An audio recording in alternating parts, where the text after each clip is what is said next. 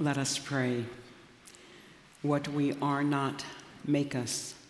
What we know not, teach us.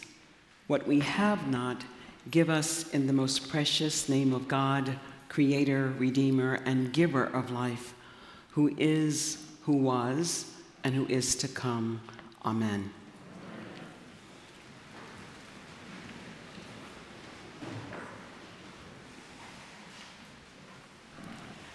Today's gospel is about the law during Jesus' time, and there are two things that make today's gospels interesting. The question posed by the Sadducees to Jesus and Jesus' response. So let's take a look first at the Sadducees. One of my colleagues wrote that the Sadducees were the religious conservatives of Jesus' time. They accepted only what was written in the Torah, the books of Moses, which were the first 5 books of the Bible. For the Sadducees, if it was not in the first 5 books of the Bible, then it was not crucial to their faith. Therefore, according to the Sadducees, there was no such thing as life beyond the grave. So the question they posed to Jesus, which was omitted from the reading, is quite surprising. Teacher, they said, Moses wrote for us that if a man's brother dies and leaves a wife and no children, the man must marry the widow and raise up the offspring for his brother. Now, there were 7 brothers. The first one married a woman and died childless.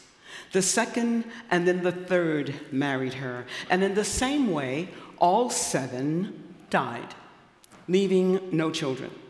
Finally, the woman died too. Now then, they asked, at the resurrection, whose wife will she be? Since the 7 were married to her. Really? Not only that, as I read this gospel, I thought, now you know, if that were modern day, after the 3rd husband, she would be under suspicion.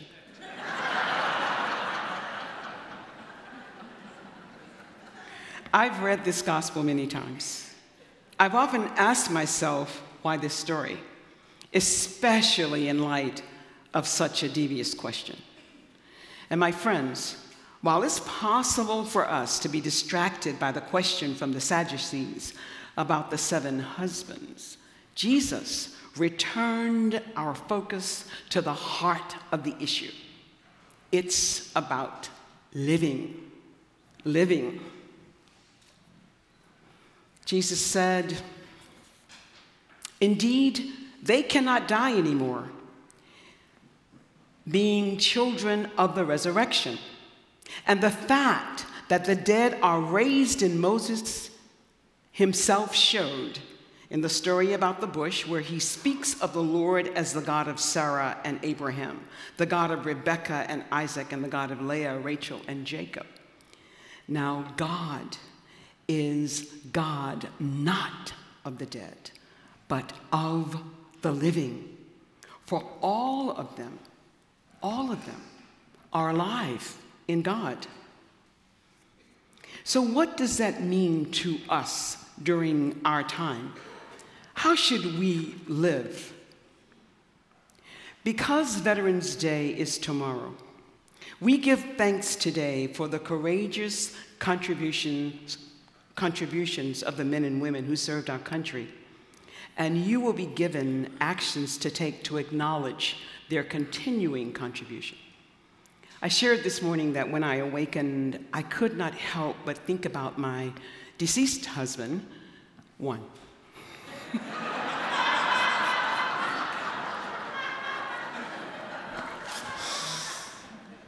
who served in the armed forces for many years, and my brothers who are still alive, who also served, and how sometimes the brother who lives in Seattle, often tells me how difficult it is as a veteran to get meager benefits from the Veterans Administration. That's very sad, very sad. And that should not be happening. So we will ask you to do something today for our veterans. Today is also Children's Advocacy Sunday, a specific time in our church and nation to celebrate the gift and wonder of children. You see, we are blessed in our congregation to have children who can sing Children of Light to us. And I thought that they would still be here today, and I wanted to say to them, thank you. Thank you for the beautiful rendition of Children of Light. It is also a time for us to be reminded of the problems and hard times many children and their families experience.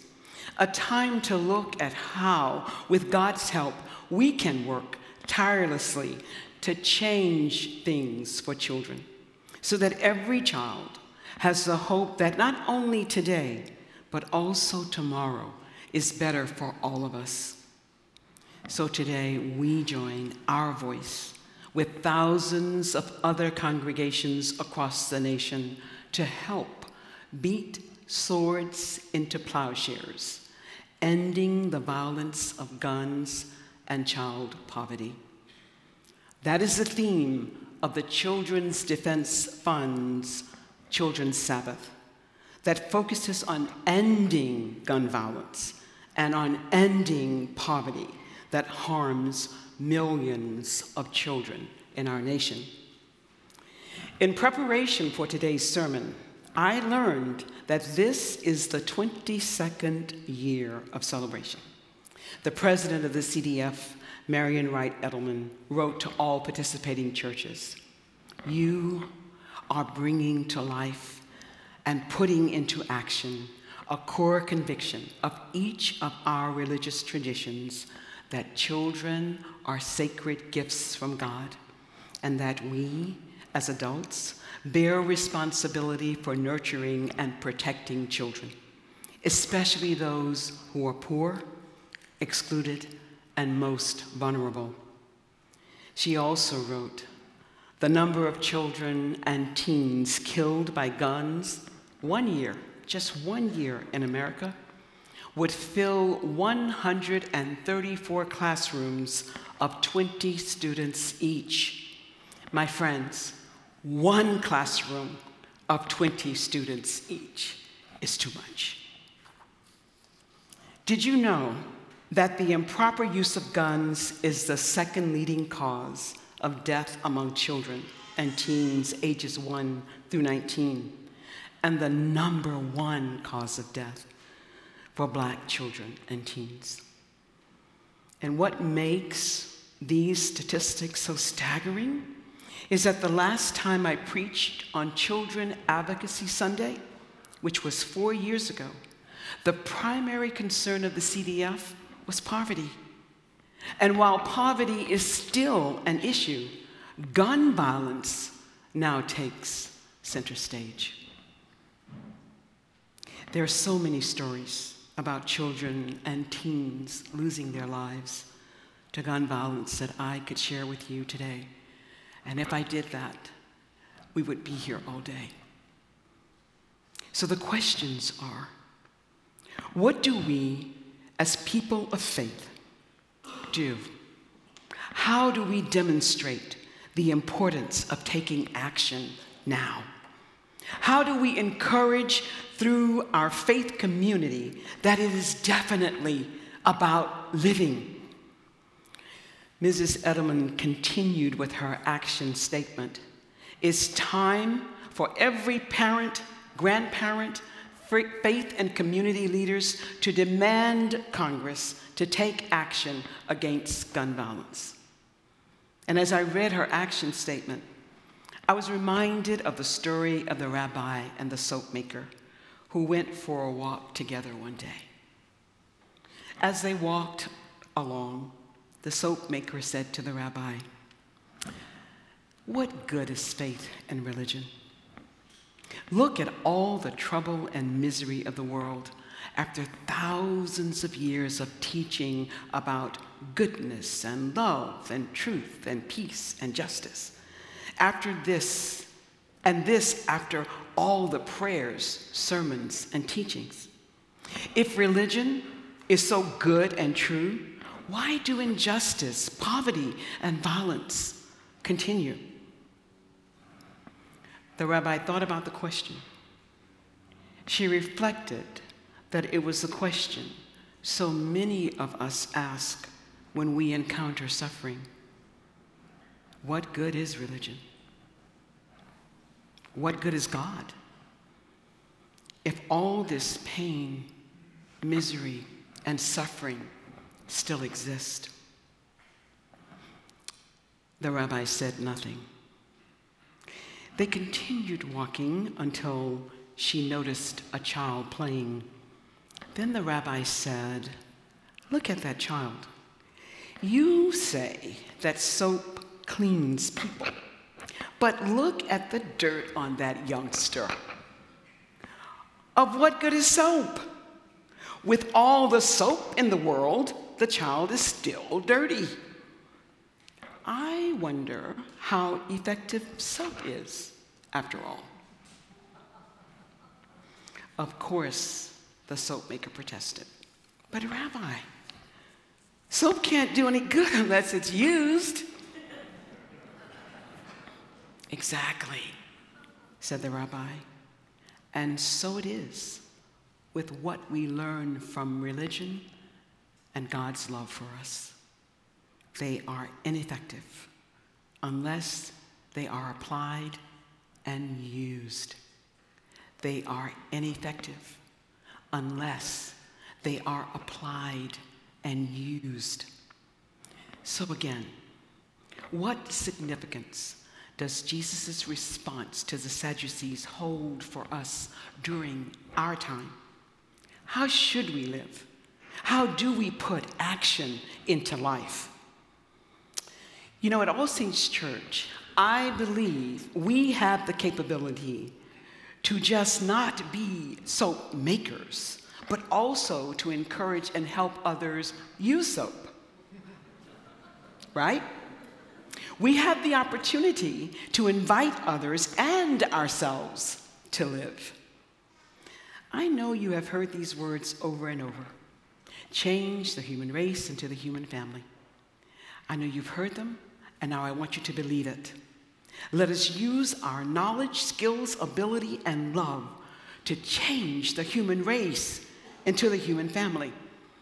You know, in an article in Saints Alive, Ed Bacon said, "It is increasingly clear with each trip that while I am a messenger, I would not have the message I express were it not for the experience of my being a member of All Saints faith community. The message is that in every experience, grace is trying to trump, that in every moment, something sacred is at stake, that no one, and I add, especially our children, is outside the purview of divine love, and that healthy religion, and spirituality are always based in compassion.